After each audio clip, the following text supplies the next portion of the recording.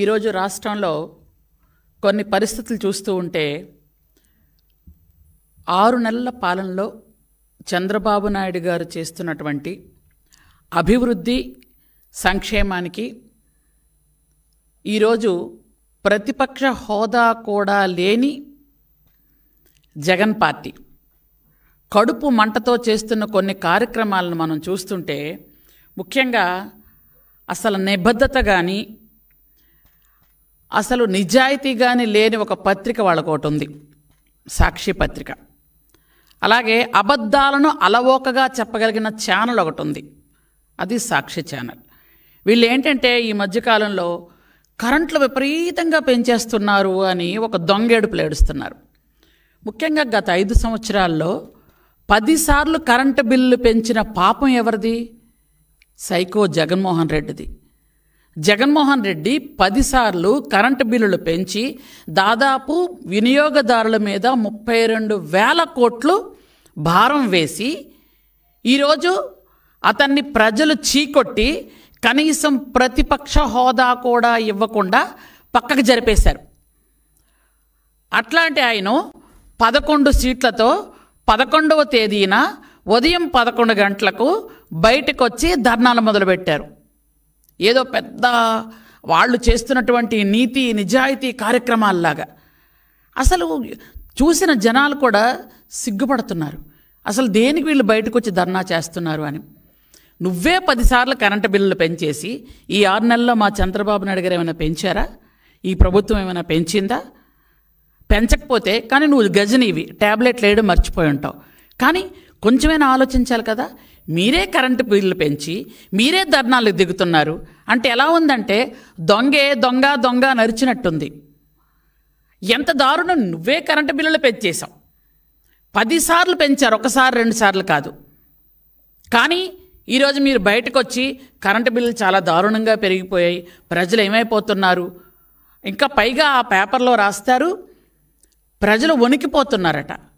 యాక్చువల్గా చంద్రబాబు నాయుడు గారు ఉండేటప్పుడు 3వసారి ముఖ్యమంత్రి అయ్యేటప్పుడు యాక్చువల్గా 2014లో ఎంత తక్కువ కరెంటు ఎంత దారుణం అంటే 22.5 మిలియన్ల యూనిట్లు లోటుతో చంద్రబాబు నాయుడు గారికి అప్పచెప్పారు.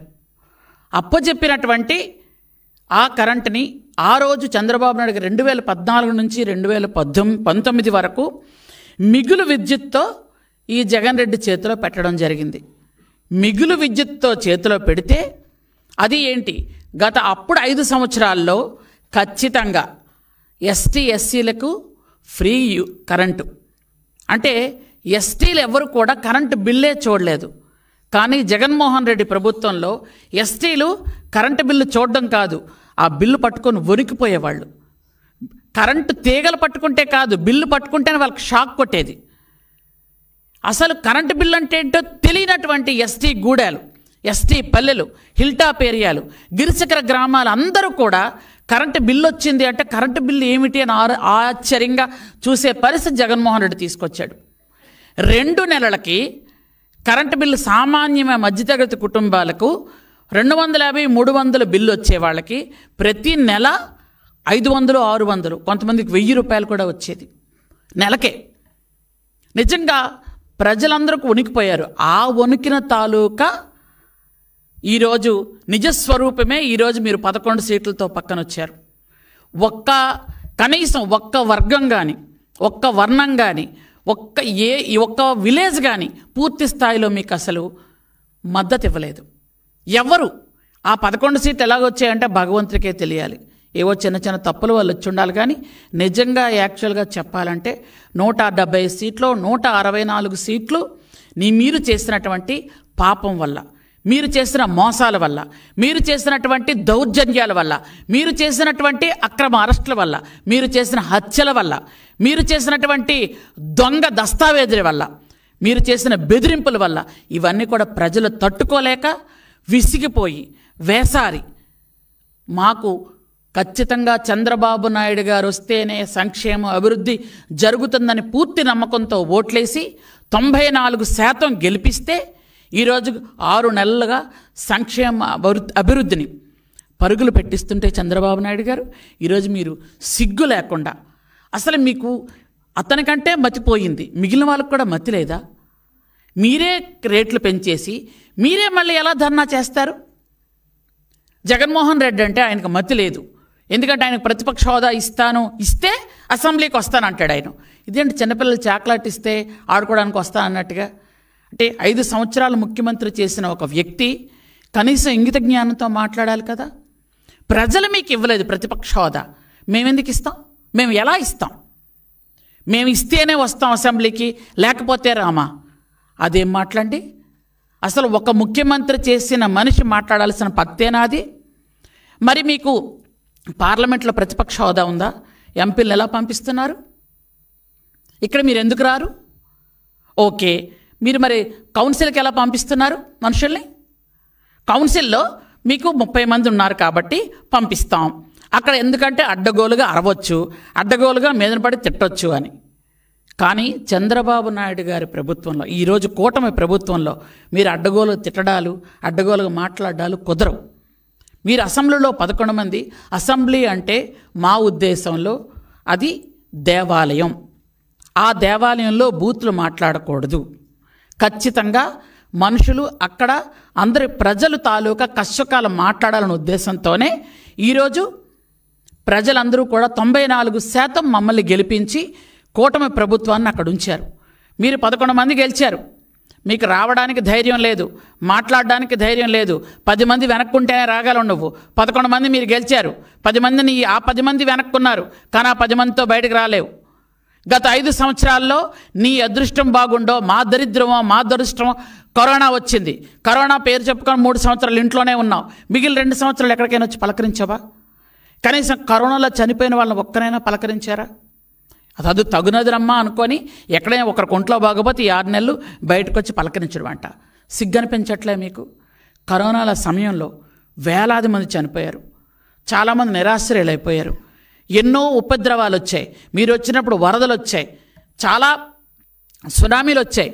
అప్పుడు ఒక్కరి దగ్గరికి వెళ్ళి మీరు పలకరించారా? ఒక్కరి దగ్గరికి వెళ్ళి మాట్లాడారా? కనీసం ఒక్కరికైనా చేయూతిచ్చారా? కనీసం మీ ఇంటి చుట్టుపక్కల చాలామంది అమ్మాయిల్ని చంపేసి, చాలామంది మీద రేప్ అటెంప్ట్ చేసి చాలామంది చచ్చిపోతే కనీసం ఒక్క అమ్మాయినైనా పలకరించారా? కానీ ఈరోజు మాత్రం తగుదనమ్మా అని బయటకు వస్తున్నారు. ఎందుకు? అధికారం పోయిన తర్వాత మీరు బయటకు రావాలనా? ఆ రోజు మీరు బయటకు వస్తే మనుషులే కాదు, పొరపాటు ఎక్కడైనా బయటకు వస్తే మనుషులతో పాటు చెట్లు చేమలు కూడా ఏడ్చే పరిస్థితి తీసుకొచ్చారు. చెట్లు కొట్టేయడం, స్కూల్కి సెలవులు ఇచ్చేయడం, రోడ్లు ఎక్కడ పడితే అక్కడ గుంతలు తవ్వేయడం, పరదాలు కట్టేయడం, పోలీసులు పరిగెత్తించడం, మమ్మల్ని అవసరస్టులు చేయడం ఒకటా? బ్రిటిష్ వాళ్ళ పరిపాలన కన్నా చాలా చాలా దారుణంగా చేసిన మీరు ఈరోజు నీతి గురించి, న్యాయం గురించి, ధర్మం గురించి మాట్లాడే అర్హత మీకు అసలు ఉందా? మీరు 10 సార్లు కరెంటు బిల్లులు పెంచి ఈరోజు మళ్ళీ తగుందమ్మా అని మీరే వచ్చి ధర్నాలు చేస్తున్నారు. మీకంటే ఎలాగో బుర్రపోయింది నాకు తెలుసు, అర్థమైంది. ఎందుకంటే 94% ఎప్పుడైతే మేం గెలిచామో జగన్మోహన్ రెడ్డికి పూర్తిగా మతి చెడిపోయింది.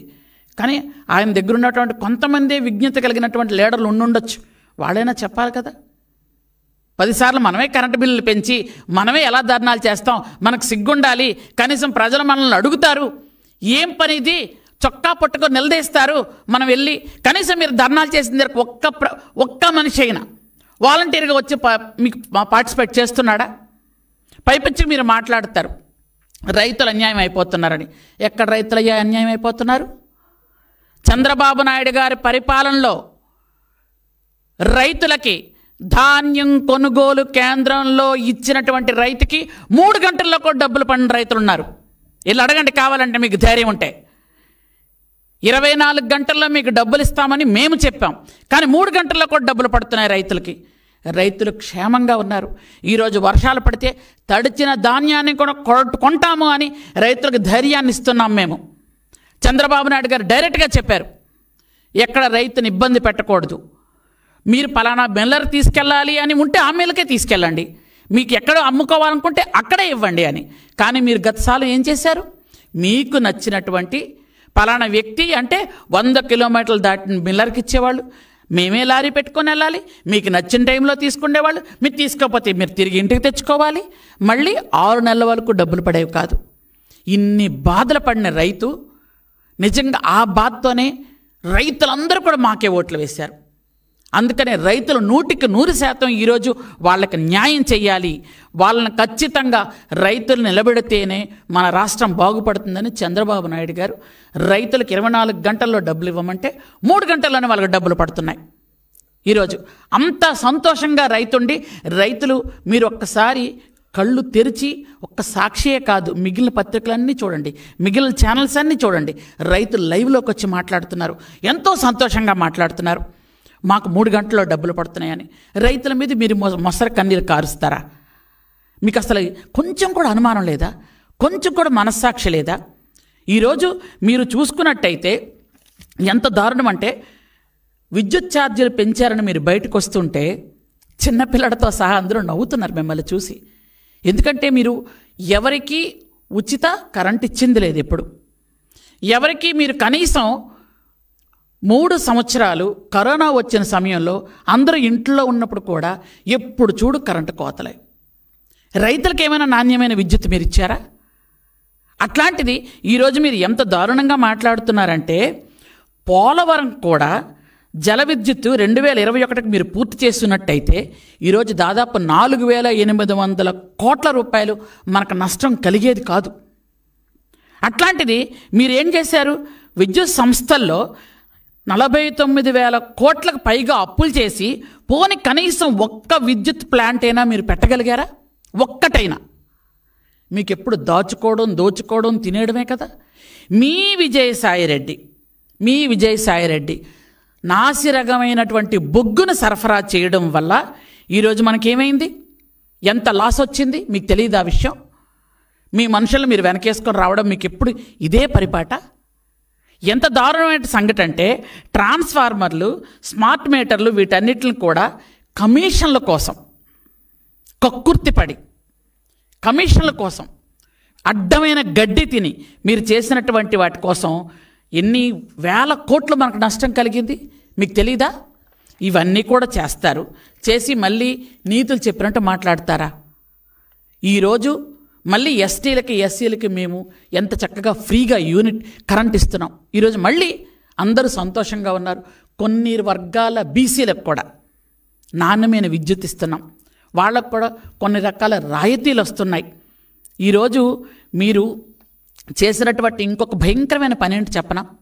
మీరు కోకట్పల్లిలో హిందూజా సంస్థలకి దగ్గర నుంచి 10 ఎకరాలు మీరు అనవసరంగా లాక్కున్న తర్వాత వాళ్ళకి మీరేదో మంచి చేస్తున్నాం అనుకుంటున్నారో, లేకపోతే వాళ్ళ రుణం తీర్చుకుందాం అనుకున్నారో, వాళ్ళ దగ్గర లంచం తీసుకున్నాం కాబట్టి మనకి ఇవ్వాలి అనుకొని వాళ్ళకి 1,400 కోట్లని అప్పనంగా అప్పచెప్పారు. ఇవన్నీ ఎవరి సొమ్ము? ప్రజల సొమ్ము కాదా? ప్రజల సొమ్ము తినేయడమేనా మీ పని? మీరందరూ A1, A2, A3 ముద్దాయిలు అందరూ. మీరు అలా ఉన్నారు కాబట్టి గత 6 నెలలుగా మేము అక్రమ అరెస్టులు చెయ్యకూడదనే ఉద్దేశంతో మీరు చేసిన తప్పులకి కూడా చాలామందికి అరెస్టులు అవ్వలేదు. ఇంకా మీరు ఎంత దారుణంగా బిహేవ్ చేస్తున్నారు అనంటే, ఎంత నీతి లేని తనంగా మాట్లాడుతున్నారంటే బయటకు వచ్చి ఇప్పటికి కూడా సోషల్ మీడియాలో మీరు అమ్మాయిల్ని ఇప్పటికి కూడా భయంకరంగా తిడతారు. ముఖ్యమంత్రి గారిని తిడతారు, ఉప ముఖ్యమంత్రిని తిడతారు, హోమ్ మినిస్టర్ని తిడతారు, ఆడవాళ్ళు ఎవరుంటే వాళ్ళందరిని తిడుతుంటారు. కానీ వాళ్ళలో ఎవరిని అరెస్ట్ చేయకూడదు అంట. మళ్ళీ మీరు మాత్రం అక్రమంగా గత 5 సంవత్సరాలు అరెస్ట్ చేయొచ్చు. ఒక్క కనుసైగా చేస్తే చంద్రబాబు నాయుడు గారు మీ టోటల్ ఏ గ్రూపు ఉండదు, అందరూ జైల్లో ఉండాలి నిజంగా. కానీ చంద్రబాబు నాయుడు గారి పద్ధతి అది కాదు. ప్రజలు మనకి పట్టం కట్టారు. మనం ప్రజల్ని రక్షిస్తూ ఎక్కడ అన్యాయం జరిగిందో అది చేసుకుంటూ వెళ్ళాలి. మన కక్షాదింపు చర్యలు వద్దు అన్నారు. మేము కక్షాదింపు చర్యలు కూడా ఈరోజు కాదు. మీరు రోజు సోషల్ మీడియాలో ఇష్టానుసారంగా అమ్మాయిల్ని తిడుతుంటే, ఇష్టానుసారంగా మీరు ఫోటోలు మార్పింగ్ చేసి పెడుతుంటే కనీసం అడగకూడదా? మాట్లాడకూడదా? దానికి వాళ్ళేదో పెద్ద నీతివంతుల్లాగా పెద్ద పెద్ద ఫోటోలు పెట్టుకొని మీరు వేసుకుంటున్నారు. నిజంగా చెప్పాలంటే ఈరోజు నిజంగా చంద్రబాబు నాయుడు గారు అనుకుంటే మీ టీవీ, మీ ఛానల్, మీ పత్రిక ఉంటాయా? ఈ రోజుకి మీరు అక్రమంగా మీరు ఇంకా రాసుకొని తిరుగుతున్నారు. ఆ రోజు గత 5 సంవత్సరాలుగా ఈటీవీని కానీ, ఏబిఎన్ కానీ, TV5 కానీ, కొన్ని ఛానల్స్ని కానీ, కొన్ని పేపర్లు కానీ మీరు రానిచ్చారా?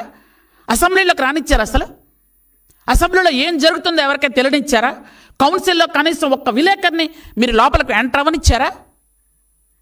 ఇంత దుర్మార్గమైన పరిపాలన చేస్తున్న మీరు ఈరోజు పరిపాలన గురించి, చంద్రబాబు నాయుడు గారి గురించి మాట్లాడే అర్హత ఉందా అసలు మీకు?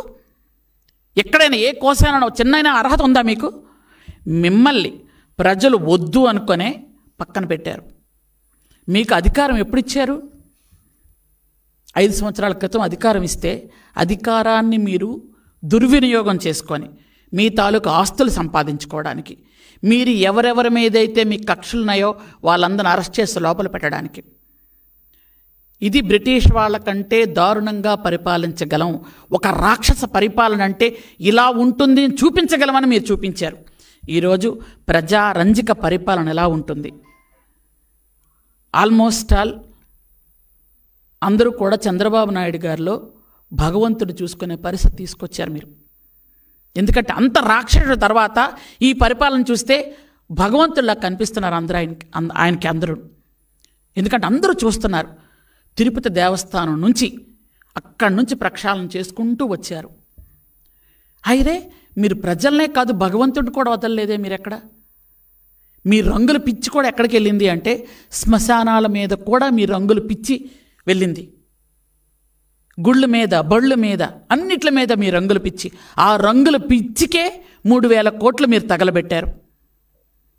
మీ ప్యాలెస్లో మీరు తిన్న చిన్న చిరుతిళ్ళు ఎగ్ పఫ్లకే మీరు దాదాపు 3.5 కోట్ల రూపాయలు మీరు తినేసినటువంటి గనులు మీరు మా గురించి మాట్లాడుతున్నారు ఈరోజు. అంత దారుణమైనటువంటి పరిస్థితి మీకుంది. కాబట్టి తినేయడం, జగన్ జల్సా పథకాలన్నీ గతసారి చూశారు ప్రజలు. ఈరోజు చంద్రబాబు నాయుడు గారి అభివృద్ధి, సంక్షేమం అంటే ఏంటో చూస్తున్నారు. ముఖ్యంగా నా అక్క చెల్లెమ్మలు అని మాట్లాడతాడు ఆయన. ఈరోజు నేను ఉమెన్ అండ్ చైల్డ్ వెల్ఫేర్లో ఉన్నాను. ఏ అక్క చెల్లెమ్మలకి ఏం చేసావయ్యా నువ్వు? నీ సొంత అక్క చెల్లెలకి ఎలాగో ఏం చేయలేదు. అసలు అక్క చెల్లెల గురించి మాట్లాడే అర్హత తనకు పూర్తిగా లేదు. తల్లిని బయటికి గంటేసి మీ చెల్లి ఈరోజు ఆస్తి కాదు కదా, ఆవిడని కనీసం బయటకు నెట్టేశావు నువ్వు.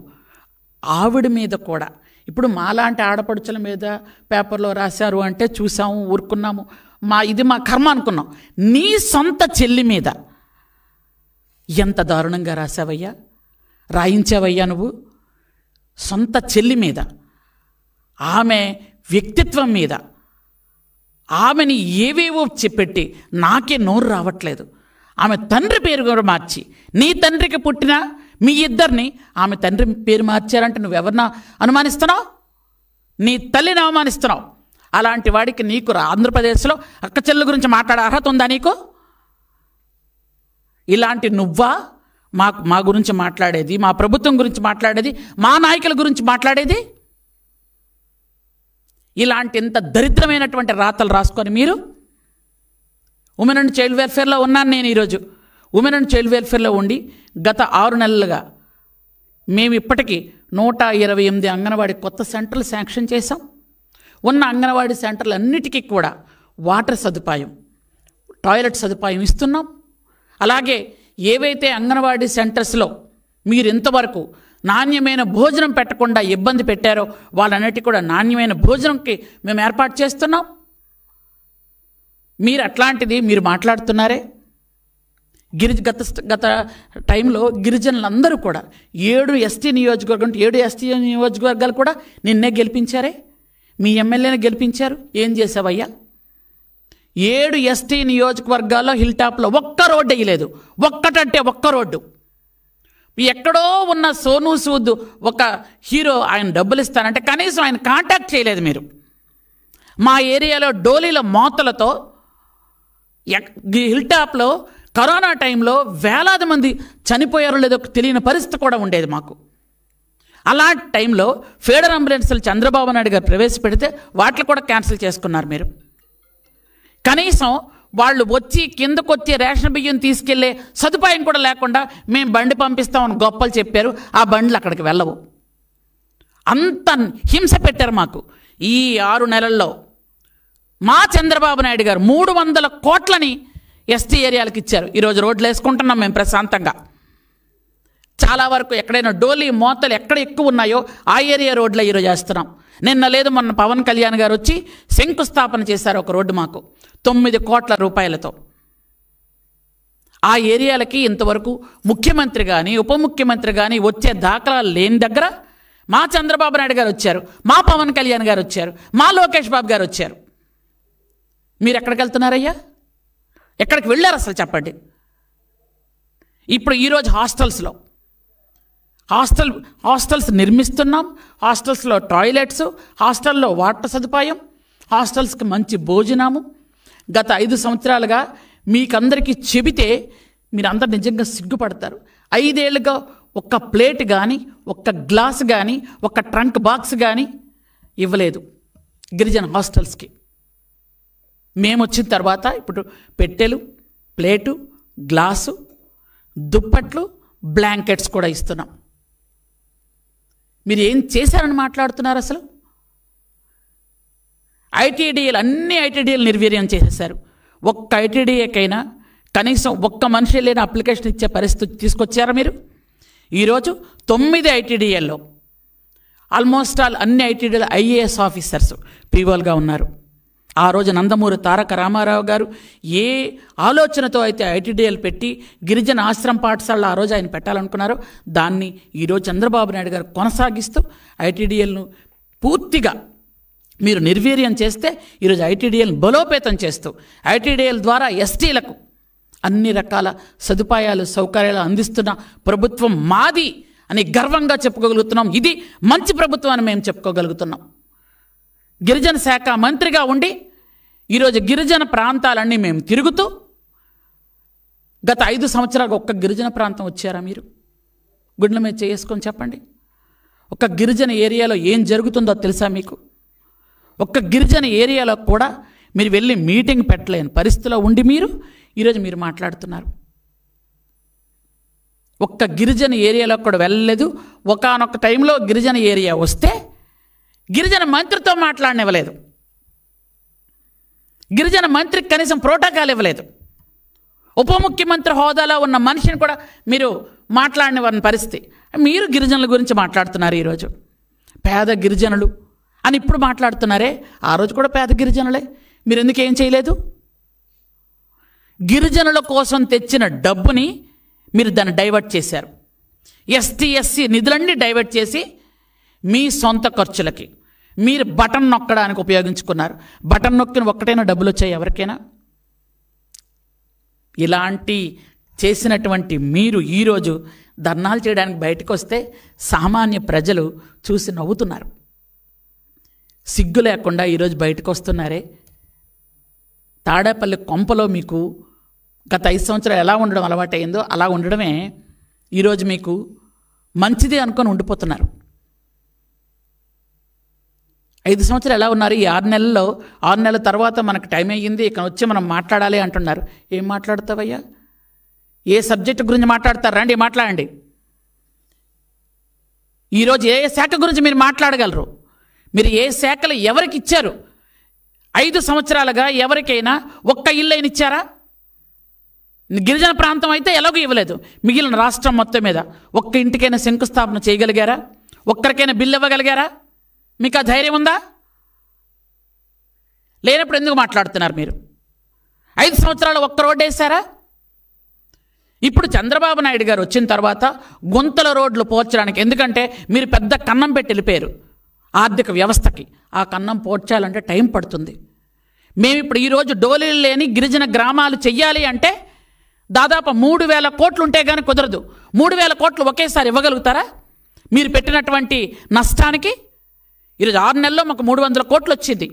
మాకు సంవత్సరానికి ఆ రోడ్లు వేయడానికి 1,500 కోట్ల రూపాయలు చేస్తామని చెప్పారు. అంటే 2 సంవత్సరాల్లో డోలీ మోతలు పూర్తిగా పోయి ప్రతి గిరిజన గ్రామానికి కూడా కనెక్టివిటీ రోడ్లు ఇస్తామని మా చంద్రబాబు నాయుడు గారు చెప్పారు. మీరు ఏం చేశారు అసలు? ఈరోజు ప్లేన్ ఏరియాలో ఉన్నటువంటి గుంతలు పూడ్చడానికి R&B నుంచి నిధులు ఇచ్చాం. గుంతలు పూడ్చుకుంటూ వెళ్తున్నారు. కానీ గిరిజన గ్రామాల పరిస్థితి ఏంటో తెలుసా మీకు? ఇక్కడ రోడ్ల మధ్యలో గుంతలు ఉంటే అక్కడ గుంతల మధ్యలో రోడ్లు కనిపిస్తున్నాయి. అలాంటి రోడ్లు ఇప్పుడు పూర్తి స్థాయిలో వేయడానికి మా ప్రభుత్వం ఈరోజు కంకణం కట్టుకుంది. కనీసం డోలీతో కూడా మోసుకొని తీసుకురాలేని పరిస్థితిలో మీరు ఉంచారు. ఒక ఫీడర్ అంబులెన్స్ రాదు, ఫీడర్ అంబులెన్స్ మొత్తం క్యాన్సిల్ చేశారు. 122 కొత్త ఫీడర్ అంబులెన్స్లు ఇస్తున్నాం మన గవర్నమెంట్లో. ఇలాంటి పరిస్థితి ఉంది కాబట్టి ఈరోజు మాట్లాడేటప్పుడు కాస్త ఆలోచన తెచ్చుకొని గత 5 సంవత్సరాలు మనం ఏం చేసాం, ఈ 6 నెలల్లో ఎంత ప్రగతి జరిగింది అని బేరీజు వేసుకొని మాట్లాడుకుంటే బాగుంటుందని నేను మీకు హితవు పలుకుతూ, ఈరోజు ప్రజా దర్బారు, ప్రతిరోజు పార్టీ ఆఫీసులో ప్రజా దర్బారు, ఎంతోమంది కష్టాలు కన్నీళ్ళు, మీరు లాక్కున్న భూములు, మీరు వాళ్ళ మీద చేసిన దౌర్జన్యాలు, మీ అక్రమాలు బయట పెట్టడానికి వస్తున్నారు. మీరు భూములు లాక్కోవడమే కాదు, దేవుడు గుళ్ళు కూడా లాగేసుకుంటున్నారు. ఒక దేవుడు గుళ్ళు లాక్కున్నారని ఈరోజు ఒక అతను వచ్చి చెప్తే ఆశ్చర్యం వేసింది. అంటే భగవంతుడి దగ్గర కూడా మీకు భయం లేదు. అలాంటి పరిస్థితి వస్తుంది. ప్రతిరోజు ఒక మంత్రి ఇక్కడ కూర్చొని వచ్చి ప్రజా దర్బార్లో కూర్చొని వాళ్ళ సమస్యలు వింటూ, మొదటి కంటే ఇప్పుడు కొంచెం తగ్గుతున్నాయి. ఎందుకు?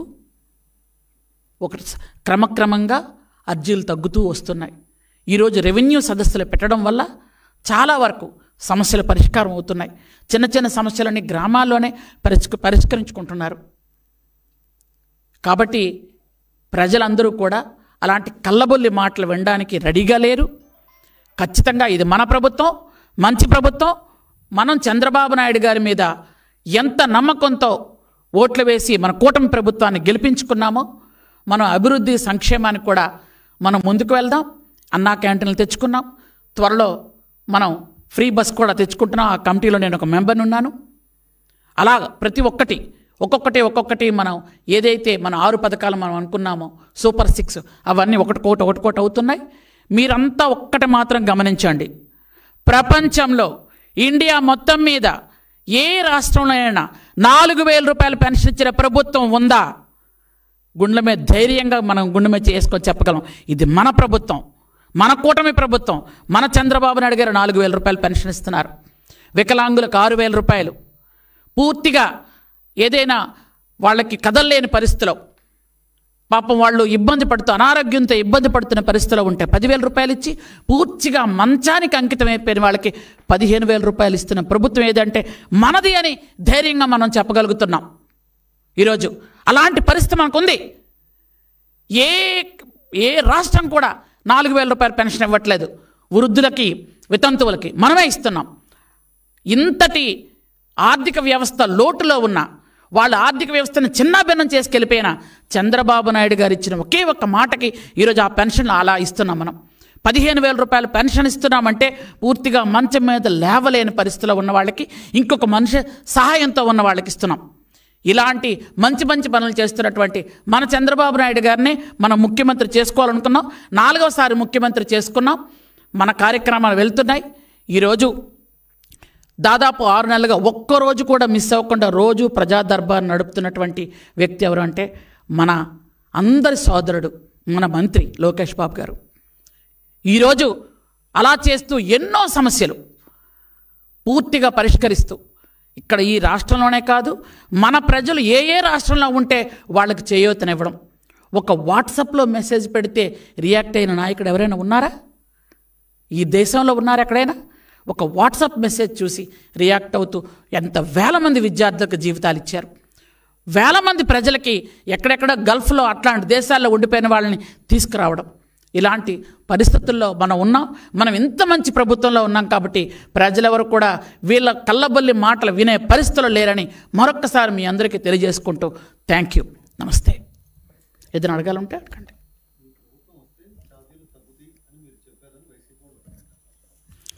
సార్, 5 సంవత్సరాల్లో 10 సార్లు విద్యుత్ ఛార్జీలు పెంచి వీళ్ళు అసలు మాట్లాడడానికి అర్హత ఉందా సార్? వాళ్ళకి 10 సార్లు విద్యుత్ ఛార్జీలు పెంచారు. వాళ్ళే వచ్చి ధర్నా చేస్తారు ఈరోజు సిగ్గు లేకుండా. మనమేం చెప్పాం? నాణ్యమైన విద్యుత్ ఇస్తామని చెప్పాం. మీరు పెంచినట్టుగా మేము విద్యుత్ ఛార్జీలు పెంచము అని చెప్పాం. మనం పెంచకపోతే అర్థం ఏంటండి? వాళ్ళు పెంచిన విద్యుత్ ఛార్జీలు ఈరోజు, ఆ రోజు ఎన్ని అబద్ధాలు మాట్లాడారంటే 10 సార్లు విద్యుత్ ఛార్జీలు పెంచితే సామాన్యమైన వాళ్ళకి ఎంత భారం అండి. నాణ్యమైన విద్యుత్ కాదు, ఈరోజు ఎస్టీ ఎస్సీలకి మళ్ళీ మనం ఫ్రీ కరెంట్ ఇస్తున్నామండి. కానీ గత 5 సంవత్సరాలుగా ఎస్టీ ఎస్సీలు అందరూ బిల్లు కట్టుకున్నారు. కావాలంటే మీరు ఎంక్వైరీ చేయండి. మనం 2 నెలలకి ఒక్కసారి వచ్చే బిల్లు నెలకి ఒకసారి వచ్చేది. 2 నెలలకి సామాన్యమైన కుటుంబాల్లో 300 రూపాయలు 250 వచ్చే బిల్లు నెలకి 1000 రూపాయల వరకు వచ్చేది. ఈరోజు అది లేదు అంటే అర్థం ఏంటండి? కరెంట్ ఛార్జీ తగ్గినట్టే కదా. సామాన్యమైన ప్రజల్లో తగ్గిందనే భావిస్తున్నారు అందరూ. ఎందుకంటే 2 నెలలకు ఒకసారి బిల్లు మనకి ఇప్పుడు, అందులో తక్కువ బిల్లు వస్తుంది. వాళ్ళలాగా ఎంత దారుణమైన సర్ఛార్జీలు వేసేవాళ్ళు. వేలాది కోట్లు మింగేసినటువంటి గనులు ఈరోజు మాట్లాడుతున్నారండి సిగ్గు లేకుండా. వాళ్ళు చేసినటువంటి అక్రమాలు ఇన్ని అన్నీ కాదు. మీకు ఇంతకు ముందే చెప్పాను, నాసి రకమైనటువంటి పరికరాలు కొని వేలాది కోట్లు నష్టమైతే వినియోగదారుల మీద 32,000 కోట్ల భారం పడిందండి. ఈరోజు ఆ భారం ఏది మేము వేయదలుచుకోలేదు వినియోగదారుల మీద. నాణ్యమైన విద్యుత్ రైతులకు ఇవ్వాలనుకుంటున్నాం, ఇంటికి కూడా నాణ్యమైన విద్యుత్ తేవాలనుకుంటున్నాం. అలాగే చంద్రబాబు నాయుడు గారి సూచనల మేరకు సోలార్ కరెంట్లు అందరూ కూడా సోలార్ విద్యుత్తులు వాడమని అందరికీ ప్రమోట్ చేస్తున్నాం. ముఖ్యంగా మా గిరిజన గ్రామాల్లో అందరికీ చెప్తున్నాం, ఫ్రీగా సోలార్ కూడా మనం బిగించే ఏర్పాటు కూడా చేస్తున్నామండి. ఇది ప్రజలకు ఎంత ఉపయోగం అండి. సోలార్ విద్యుత్ ప్రతి ఒక్కరూ పెట్టుకుంటే మనకు చాలా విండ్ పవర్ కూడా వస్తుంది మనకి.